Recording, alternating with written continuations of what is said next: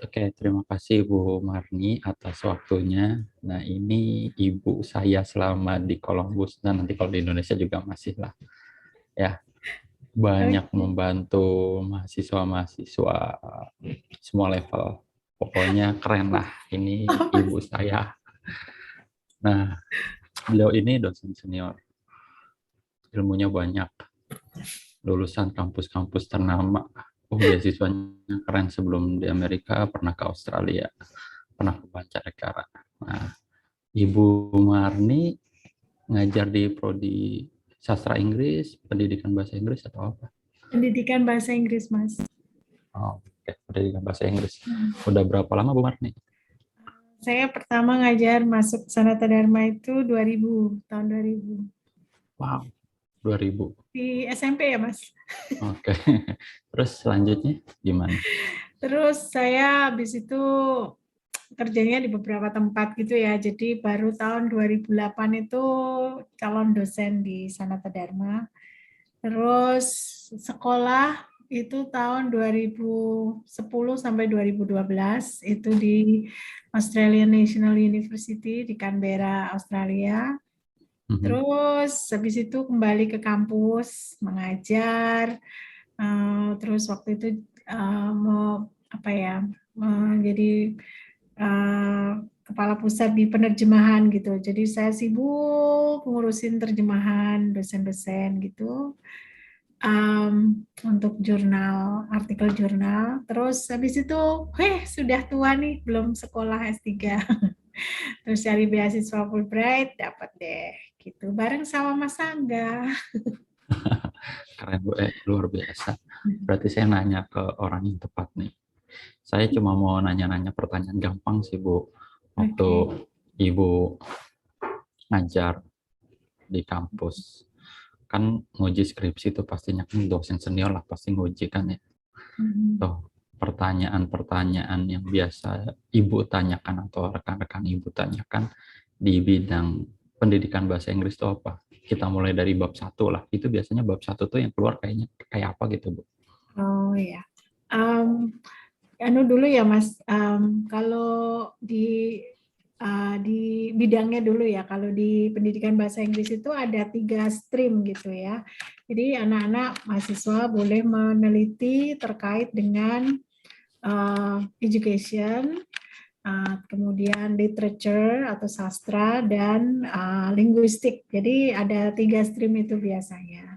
Kemudian pertanyaan-pertanyaan itu biasanya bahkan sebelum bab 1 itu sudah ditanyakan, Mas. Ya, biasanya kita itu fokusnya ada 3 atau 4 ya. Jadi biasanya 3. Yang pertama itu format gitu ya. Kita biasanya pertama itu format dulu, kemudian mekanik, spelling gitu-gitu Hmm. dulu. Terus setelah itu baru kita ke kontennya gitu. Jadi misalnya nih, apa, format nggak usah dibahas ya, itu Hmm. mudah lah.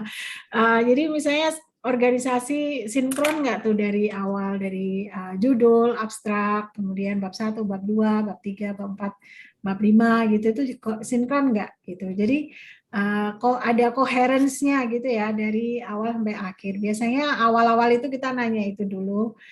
Misalnya judulnya begini, kok abstraknya begini, kok pertanyaan di bab 1 begini gitu ya. Jadi Hmm. kurang lebih seperti itu.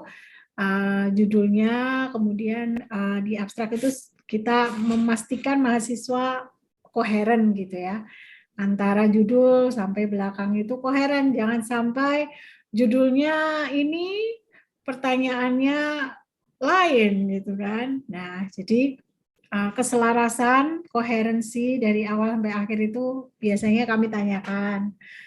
Kemudian baru setelah itu kita ke detail gitu. Ke detail itu biasanya pertanyaan pertanyaan risetnya apa. Tapi sebelum masuk ke pertanyaan riset tuh biasanya kita nanya yang enteng-enteng dulu, Mas. Seperti mengapa sih kok meneliti ini gitu ya? Why did you choose this topic? gitu. Nah, dari situ nanti kita tahu mahasiswa ini nulis beneran apa tidak. Gitu. Maksudnya kita kan ya di luar sana itu ada jasa pembuatan skripsi gitu ya. Jadi kita harus tahu, memastikan. Dan dari pembimbingan berkala itu, kami kalau pembimbingan itu seminggu sekali, Mas. Jadi kita monitor setiap minggu. Kalau saya dengan mahasiswa saya itu seminggu sekali ketemu gitu, terus dia menjelaskan prosesnya gitu. Jadi kita dapat meyakinkan 100% mahasiswa kita ini tidak dibantu orang lain dan dia berproses gitu dalam pembuatan skripsi. Kemudian dari pembicaraan awal itu kita kan tahu misalnya apa yang sudah kamu lakukan untuk menulis skripsi ini. Nah, kan dia menjelaskan tuh prosesnya. Nah, kita bisa masuk ke situ dari interest kita, misalnya kenapa kok judulnya ini. Kemudian bab 1 misalnya udah lewat ya, pertanyaannya seperti ini. Kemudian kita bisa jump ke bab 4. Nah, untuk pertanyaan nomor 1 ini misalnya jump ke bab 3 juga boleh. Misalnya untuk menjawab pertanyaan nomor 1, itu kamu pakai metodologi apa? Metodenya apa gitu. Misalnya kalau untuk linguistik itu biasanya pertanyaan pertama itu what gitu ya. Misalnya katakanlah mudah aja ya Mas. Misalnya what are the maxims found in this novel misalnya gitu. Apa maxim of communication yang ditemukan di novel ini? Nah, caranya gimana? Misalnya dia caranya dengan tematik analisis atau apa gitu ya. Terus nanti kedapatan tuh di bab 3-nya metodenya begini, kemudian di bab 4 jawabannya ini gitu. Oh, berarti sudah sinkron gitu. Kemudian nanti pertanyaan nomor 2, itu metodenya kamu menjawabnya bagaimana gitu. Itu kemudian dicari di bab 3, sudah dijelaskan belum metodenya.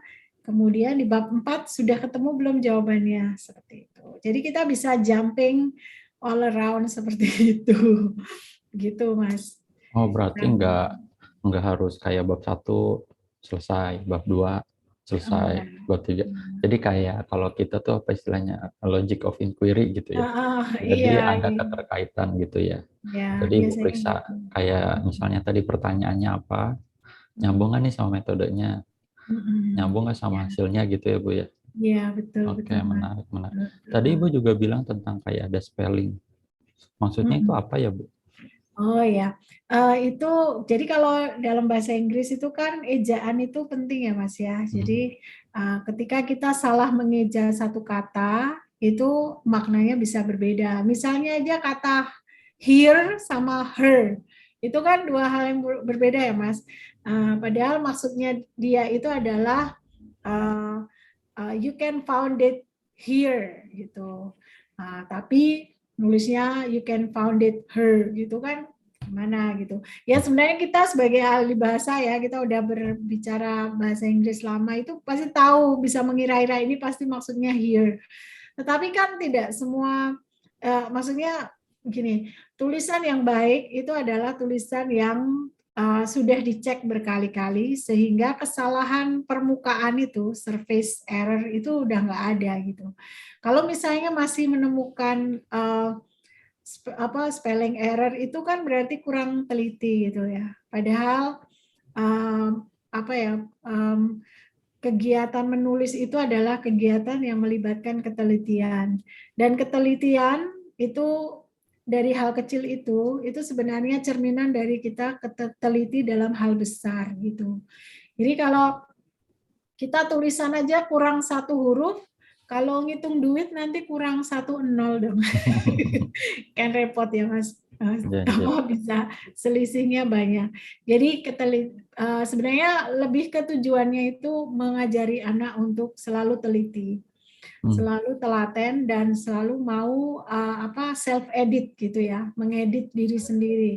Karena Mas Angga kan bisa bayangin kan di sini kita nggak ada tuh ahli bahasa yang ngasih tahu kita nih salah nih benar ya, kita harus mengedit sendiri, kita harus punya keahlian mengedit bahasa kita sendiri. Jadi sebenarnya bukan kita cari-cari salahnya mahasiswa bukan ya, tapi lebih ke hey, ini nih poin penting nih di ujian skripsi. Jadi kamu sebelum mengumpulkan skripsi, kamu harus teliti dulu apakah sudah tidak mengandung kesalahan spelling misalnya gitu.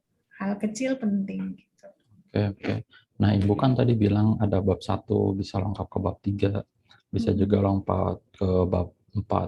Nah, kalau pertanyaan di bab 2 itu suka Ibu tanyain nggak? Kalau iya, itu apa biasanya?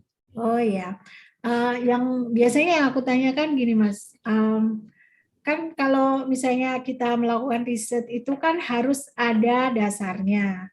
Dasarnya itu teori gitu. Jadi riset kita itu tidak berdiri di awang-awang gitu loh Mas.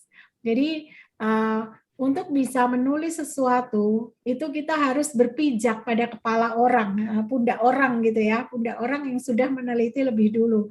Nah, bagaimana mungkin seorang mahasiswa itu meneliti sesuatu katakanlah tentang tadi ya Maxim, Grice's Maxim tadi, tanpa dia membaca tulisannya Grice. Nah, jadi untuk membangun rumah kita sendiri, kita itu memerlukan fondasi teori itu. Nah, kalau misalnya kita katakanlah membangun rumah kita itu nggak punya fondasi, maka kalau banjir ya rumahnya jadi ambruk gitu kan.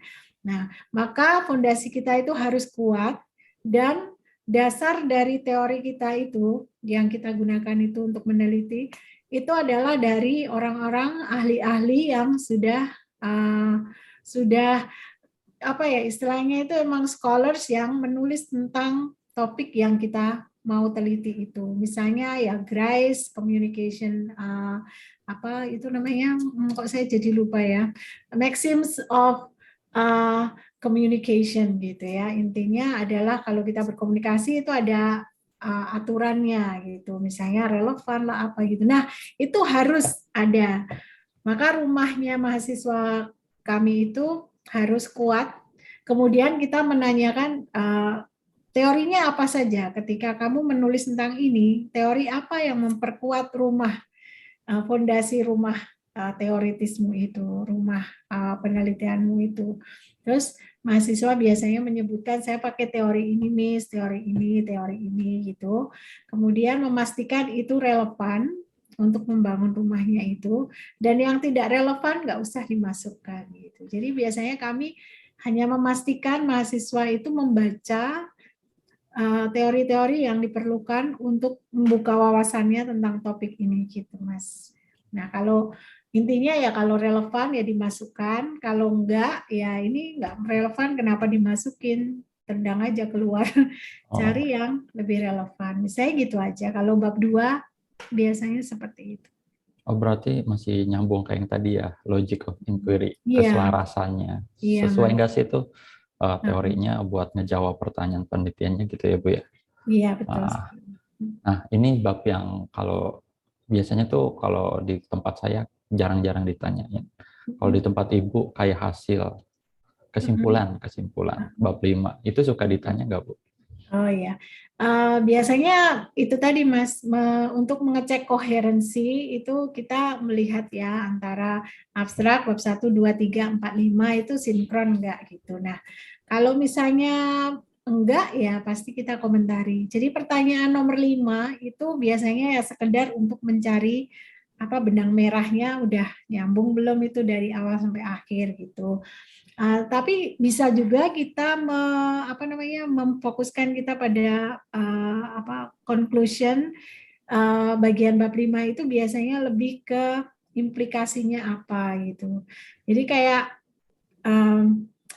ini what's next gitu loh. Setelah kamu meneliti itu apa yang masih kurang dari penelitian yang bisa direkomendasikan mahasiswa kepada peneliti lain. Biasanya kita suka nanya gitu yang bagian bab 5. Kalau untuk conclusion biasanya sekedar apakah ini sudah sesuai dengan bab-bab sebelumnya. Tetapi fokus kami untuk bab 5 itu biasanya lebih ke what's next untuk other researchers. Apakah mahasiswa ini tahu apa yang kurang dari penelitiannya? Kemudian apa yang dia rekomendasikan kepada orang lain untuk diteliti supaya adik-adik kelasnya nanti bisa meneruskan apa yang sudah dia lakukan. Gitu Mas, kalau bab 5 biasanya seperti itu. Oke, nice, nice. Kalau untuk bab 3, selain keselarasan antar bab 1 sampai bab yang terakhir, pertanyaan yang suka ditanyain itu apa, Bu? Kalau saya kan biasa kadang, karena saya kadang kuantitatif, kadang kualitatif. Kalau kuantitatif misalnya nanya kenapa kok pakai rumus ini, kenapa regresi, kenapa angkanya begini, bla bla bla. Nah, kalau di jurusan pendidikan bahasa Inggris itu kayak gimana, Bu? Pertanyaannya selain keselarasan. Ya. Mas jujur ya, saya paling jarang nanya bab 3 Mas. Sejauh hanya sinkronisasi antar bab itu. Apakah metodenya yang digunakan tepat, instrumennya tepat gitu. Karena misalnya mahasiswa saya itu mau menulis tentang jadi dia itu hanya ingin tahu spoken grammar itu apa. Harusnya dia itu cukup tema teks analisis aja gitu. Tapi dia mau melakukan action research. Itu kan nggak sinkron gitu loh. Jadi saya biasanya bilang, bagaimana kamu mau meneliti ini kok pakai cara ini gitu loh. Seperti kamu mau ke Jogja, mau ke Jogja dari Bantul naik kapal laut gitu ya, nggak sinkron ya, karena nggak ada lautan gitu misalnya. Jadi biasanya saya memastikan metodenya benar, instrumennya benar gitu. Kemudian kalau yang lainnya saya biasanya nggak begitu banyak nanya Mas kalau untuk bab 3. Tetapi kalau saya ingat teman-teman saya yang lain itu misalnya pertanyaannya ya seputar itu data analisisnya, bagaimana kamu menganalisanya, kemudian apakah kamu melakukan triangulation gitu. Terus kalau iya, apa yang kamu lakukan untuk triangulasi itu. Kemudian kalau ada validasi, misalnya expert validation gitu, siapa expertnya, ada suratnya tidak, kemudian dijelaskan tidak di bab 3 gitu. Nah, terus adakah komentarnya yang dibahas di bab 4 misalnya expert validation mengatakan bahwa data analisismu data analisis mahasiswa itu tidak baik gitu ya, maksudnya salah misalnya gitu. Terus apakah ada koreksinya di data analisisnya mahasiswa di bab 4 gitu. Jadi lebih ke memastikan bahwa mahasiswa ini melakukan prosedur penelitiannya dengan benar. Ya, mulai dari pemilihan metodenya, tekniknya apa itu Mas, teknik ya, kemudian instrumen penelitiannya, kemudian data analisisnya itu benar gitu, dan ada buktinya sehingga ini penelitiannya ini valid dan sahih gitu ya, sahih dan absah apa itu namanya ya, reliable and valid gitu, kurang lebih untuk memastikan rigornya itu di situ Mas. Itu tadi bukannya buat nyebut instrumen ya? Kalau misalnya kayak seorang mahasiswa pendidikan yang ke sekolah gitu, misalnya ada eksperimen gitu, terus mau misal atau nyebar angket gitu, angketnya itu suka diperiksa nggak Bu? Atau harus dimasukin juga nggak sih di skripsi gitu? Oh ya.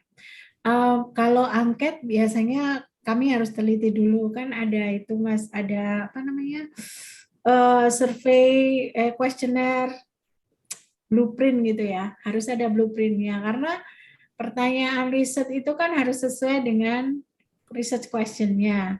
Kemudian teorinya apa gitu. Jadi theoretical framework sama research question itu yang menentukan pertanyaannya nanti kayak apa gitu. Karena kalau tanyanya tentang misalnya tentang students self efficacy gitu kan, pertanyaannya apa, teorinya kan student self efficacy, pertanyaannya adalah seberapa self efficacy murid SMA misalnya gitu terkait vocabulary misalnya, tapi pertanyaannya adalah bagaimana cara mengajar vocabulary. Nah itu kan nggak nyambung ya.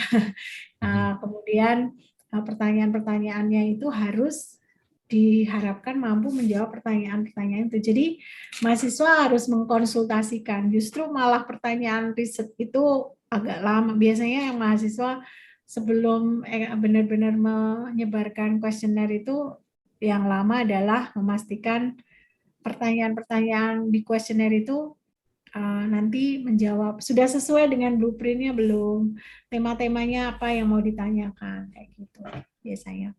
Terus itu dimasukkan dalam pembahasan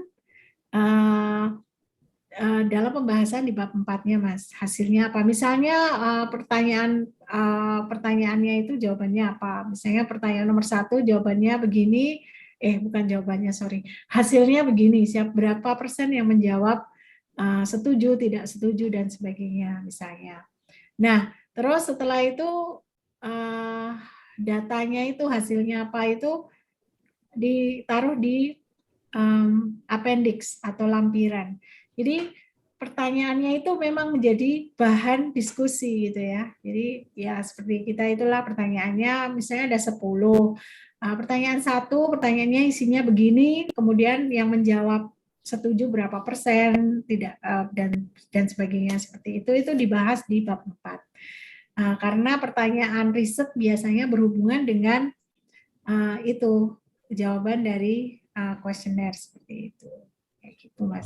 Di tempat Ibu itu mahasiswa suka ada yang analisis pakai wawancara nggak? Ada. Nah, kalau misalnya wawancara, pernah nggak Ibu atau rekan-rekan temannya Ibu yang di kampus asal Ibu itu nanya ke mahasiswa, coba mana rekamannya, tunjukin ke saya, bener nggak nih nggak kamu ngambil data gitu, Bu? Saya belum pernah, kalau nguji saya belum pernah minta dia menunjukkan rekamannya gitu ya. Tapi transkripnya itu biasanya ditaruh di appendix, Mas. Jadi mahasiswa itu memberikan transkrip wawancaranya di belakang. Jadi kami percaya aja. Tapi rekamannya memang kami enggak, kecuali ada satu mahasiswa dulu yang mewawancarai saya, itu benar-benar merekam, terus dia menunjukkan rekamannya, Miss ini suara Miss, ada yang setuju enggak, kayak member checking gitu. Jadi Miss ini boleh saya pakai untuk riset, boleh, saya bilang gitu. Terus saya dengerin gitu, suara saya, malu saya jadi nggak sampai selesai. Gitu. Oke, mantap. Nah ini nggak tahu deh kalau di tempat Ibu suka ditanyakan nggak daftar pustaka. Misal, harus lebih dari 20 misalnya atau 30 atau ini kebanyakan buku nih, kebanyakan website, kamu harusnya jurnal nih atau gimana, Bu? Atau enggak sama sekali ditanyakan? Saya biasanya cerewet tuh masalah bibliografi ya Mas, terutama citation-nya gitu, cara men-cite, kemudian pakai style yang mana, itu harus teliti. Kembali ini urusan ketelitian. Tapi selain ketelitian, ini juga masuk ke bagian ya kontennya ya. Mahasiswa kan harus membaca semua yang berhubungan dengan penelitiannya. Jadi kadang-kadang ada yang nggak membaca itu tapi dimasukkan supaya banyak bibliografinya. Terus kalau saya cari di dalam, kamu quote ini tapi kok tidak ada di dalam, yang kamu pakai sebelah mananya gitu. Terus dia bilang, itu menginspirasi saya Miss gitu. Oh baik, baik menginspirasi gitu.